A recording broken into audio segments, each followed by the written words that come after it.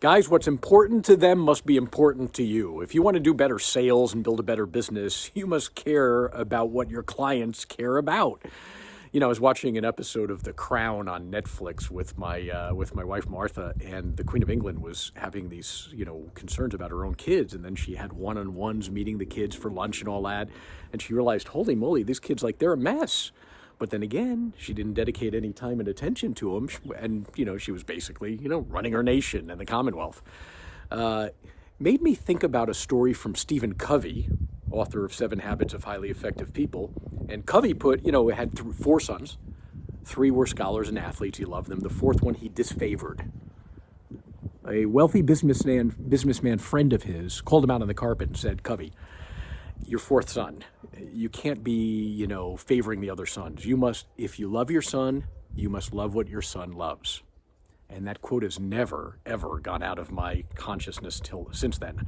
I actually think it's sort of helped me become a better parent with my daughter Rebecca's. If you love your daughter, you must love what your daughter loves. And now let's talk business. Ready? If you love your clients, you must love what your clients love. My favorite all-time example, okay? There's a real estate professional named Randy who's up in Upland, and a very high volume guy. He goes on listing presentations, never brings a listing agreement, never even tries to sign him up as a customer. All he does is bring a yellow pad and a pen, walks around the house for 2 hours asking questions about everything. Who's in that photo? Ah, interesting. And is that your cousin, your son? Oh, look at this beautiful bookshelf and cabinet. Did you build this yourself? Tell me more.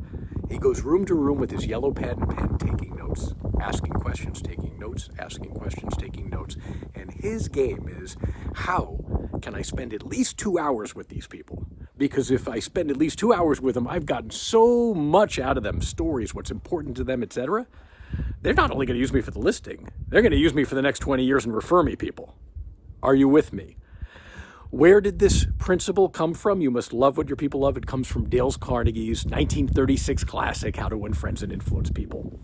In that book, Carnegie goes on and on and on about you must care about what they care about, because you're telling them they're important to you and you're listening to them. It's a great sales tactic. It's also a great way to live.